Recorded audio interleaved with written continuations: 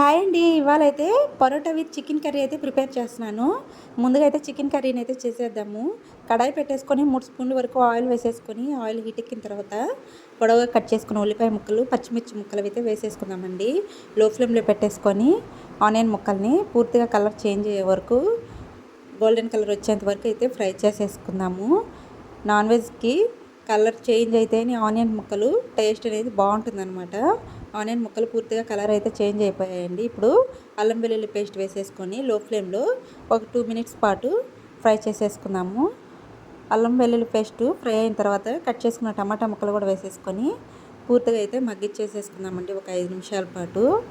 చూస్తారు కదా, ఈలోపు చికెన్ అయితే నీట్గా వాష్ చేసేసుకొని జాలీ బౌల్లో అయితే వేసేసాను అనమాట. ఒక 2 టైమ్స్ 3 టైమ్స్ అయితే కడిగేసి, చూసారు కదా వాటర్ అన్నీ పోయేటట్టు. ఈ విధంగా వాటర్ అన్నీ పోతే స్ట్రైనర్లో వేసేసుకుంటే చికెన్ అనేది స్మెల్ రాకుండా ఉంటుందండి. నీ స్మెల్ రాకుండా ఉంటుందన్నమాట. వాటర్తో వేసేస్తే నీ స్మెల్ వస్తుందన్నమాట. ఏదైనా కానివ్వండి నాన్ వెజ్. ఈ విధంగా చికెన్ వేసేసుకున్న తర్వాత మన టేస్ట్కి తగ్గట్టు సాల్ట్, 1 స్పూన్ వరకు పసుపు యాడ్ చేసేసుకొని మొత్తం అంతా మిక్స్ చేసేసుకుందామండి. ఒక 5 నిమిషాల పాటు పసుపు ఉప్పు పట్టేటట్టు మగ్గిచ్చేసేసుకుందాం చికెన్ అయితే. కారము నెక్స్ట్ అయితే వేసేసుకుందాము. చూసారు కదా, నాన్ వెజ్కి కొంచెం పసుపు ఎక్కువ వేసుకుంటే బాగుంటుంది. ఒక 5 మినిట్స్ అయితే అయిపోయాయండి. ఇప్పుడైతే కారం అయితే వేసేసుకుందాము. మన స్పైసీ తగ్గట్టు కారం అయితే వేసేసుకుందాము. నేనైతే 2 స్పూన్స్ అయితే యాడ్ చేశాను. పిల్లలు స్పైసీ ఎక్కువ తినరనేసి నేను కారం కొంచెం చూసి వేస్తాను అనమాట. స్పైసీ ఎక్కువ తినేవాళ్ళు కారం ఎక్కువ కూడా యూజ్ చేసుకోవచ్చు. ఈ విధంగా మొత్తం అంతా మిక్స్ చేసేసుకుందామండి. మిక్స్ చేసేసుకొని ఒక 5 మినిట్స్ పాటు కారం, ఉప్పు, పసుపు అన్నీ పట్టేటట్టు మగ్గిచ్చేసేసుకొని ఒక 2 రెమ్మల కరివేపాకు కూడా వేసేసుకుందాము. కరివేపాకు వేయడం వల్ల మంచి స్మెల్ వస్తుందండి చికెన్, అసలు చాలా బాగుంటుంది అనమాట. ఇప్పుడు మనం గ్రేవీ కోసము 1 గ్లాస్ వరకు వాటర్ యాడ్ చేసుకుందాము.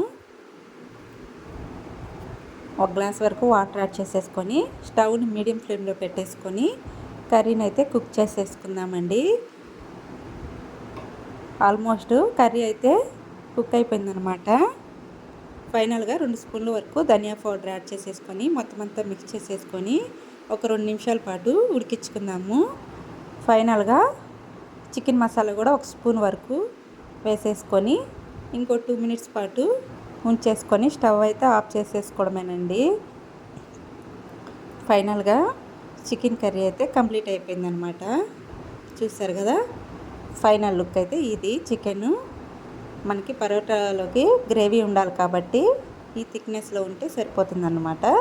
చూసారు కదా, ఇప్పుడైతే పరోటాని అయితే స్టార్ట్ చేసేద్దాము. చికెన్ అయితే కంప్లీట్ అయిపోయింది. పరోటా కోసం నేను పిండిని ఒక 1 అవర్ ముందే కలిపేసానండి. మైదా కాదు, గోధుమ పిండే అనమాట. మైదాతో చేసిన వీడియో ఇంతకుముందు పెట్టేస్తున్నానండి, చూడండి ఎవరైనా చూడని వాళ్ళు ఉంటే. ఇది ఓన్లీ గోధుమ పిండే అండి. ఒక 1 అవర్ పాటు ముందే కలిపేసి పెట్టేశాను అనమాట. కలిపేసిన తర్వాత ఈ విధంగా అయితే ఉండల్లాగా చేసుకొని కొంచెం పెద్ద సైజే చేసుకుందాము. ఈ విధంగా అయితే ఫ్లోర్ మీద పిండి వేసేసుకొని చాలా పెద్ద పల్చగా చేసేసుకుందామండి. ఎంత పల్చగా వీలైతే అంత పల్చగా అయితే ఈ విధంగా అయితే చేసేసుకుందాము. ఈ విధంగా 1 బై 1 అయితే మనకి ఎన్ని కావాలంటే అన్ని పల్చగా అయితే చేసేసుకొని రౌండ్గా ఫోల్డ్ చేసేసి పక్కనైతే పెట్టేసుకుందాము. మనము చపాతీ పిండి కంటే కొంచెము లూజ్ ఉండేటట్టు చూసుకోవాలండి పరోటాకైతే. మరీ అంత గట్టిగా ఉండకూడదు అనమాట. ఇంక ఈ విధంగా అయితే మొత్తం అంతా పామేసిన తర్వాత పైనుంచి కొంచెం పిండి వేసి ఒక 1/2 స్పూను ఆయిల్ యాడ్ చేసుకొని చాకుతో అయితే ఘాట్లు అయితే పెట్టేసుకుందాము. సన్నగా అయితే ఈ విధంగా అయితే మొత్తం అంతా చపాతీ అంతా కూడా పల్చగా వీలైనంత పల్చగా ఆకులాగా అయితే మొత్తం అంతా పామేసుకొని ఈ విధంగా చాకుతో అయితే ఘాట్లు అయితే పెట్టేసుకుందామండి. పెట్టేసుకొని మొత్తం అంతా ఇప్పుడు ఫోల్డ్ చేసేసుకుందాము. నేను ఆల్రెడీ ఒకటి ఫోల్డ్ చేసి పక్కన పెట్టేశాను. సెకండ్ది అయితే ఫోల్డ్ చేస్తున్నాను. చూసారు కదా, ఈ విధంగా అనమాట. మొత్తం అంతా ఈ విధంగా సన్నగా ఘాట్లు పెట్టుకున్న తర్వాత ఫోల్డ్ చేసేసుకొని పైనుంచి ఒక 1/2 స్పూను ఆయిల్ యాడ్ చేసేసుకొని దీన్నైతే రోల్ చేసేసుకుందాము. చుట్టూ రోల్ చేసేసి అడ్జస్ట్ని అయితే మిడిల్లోకి వచ్చేటట్టు పెట్టేసుకున్నాము.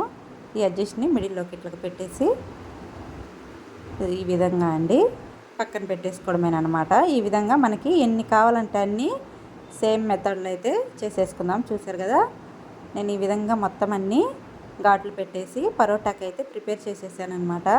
ఇంక ఇప్పుడైతే పెనం పెట్టేసుకొని కాల్ చేసేసుకుందామండి. పరోటాని అయితే ఈ విధంగా మనము రౌండ్గా ఫోల్డ్ చేసుకున్న తర్వాత గట్టిగా చపాతీకి రుద్దినట్టు రుద్దకూడదు అన్నమాట. కొంచెం లైట్గా ఈ విధంగా అయితే రుద్దేసుకుంటే సరిపోతుందండి. ఆయిల్ అంతా పూసాం కాబట్టి జస్ట్ ఊరికే జస్ట్ అట్లాగా అనేస్తే సరిపోతుంది అనమాట. జెంటిల్గా ఫోర్స్గా అయితే రుద్దకూడదు. ఇంక ఈ విధంగా అయితే పెనం మీద వేసేసుకొని ఒక స్పూన్ ఆయిల్ వేసేసుకున్నామండి. అటువైపు ఇటువైపు వేసేసుకొని ఫ్రై చేసేసుకున్నాం, కాల్ చేసుకున్నాము. చూసారు కదా పొరలు ఎట్లాగొస్తున్నాయో. ఇది మైదా కాదండి, ఓన్లీ గోధుమ పిండి అనమాట. తరచూ మైదా వాడడం అంత హెల్దీ కాదు కదా. రెగ్యులర్గా మనం చపాతీ ఎలా చేసుకుంటామో అట్లాగే ఇవి మనకి ఎప్పుడు కావాలంటే అప్పుడు ఈజీగా ప్రిపేర్ చేసుకోవచ్చు అనమాట. చూసారు కదా లేయర్స్ ఎంత చక్కగా వస్తున్నాయో. ఈ మెథడ్లో చేస్తే లేయర్స్ అనేది చాలా బాగా వస్తాయి అన్నమాట. సేమ్ మెథడ్లో మనకి ఎన్ని కావాలంటే అన్నీ ఈజీగా ఈ ప్రాసెస్లో అయితే చేసేసుకోవచ్చండి. చూసారు కదా ఫైనల్గా అయితే పరోటా కూడా కంప్లీట్ అయిపోయింది అనమాట. చికెన్ విత్ పరోటా అయితే కంప్లీట్ అయిపోయాయండి. ఈ వీడియో మీకు ఎలా అనిపించిందో చిన్న కామెంట్ అయితే చేసేయండి. ఫస్ట్ టైం మన ఛానల్ ఎవరైనా చూస్తుంటే ప్లీజ్ సబ్స్క్రైబ్ అయితే చేసుకోండి. చూసారు కదా పొరలు ఎంత బాగా వచ్చాయో.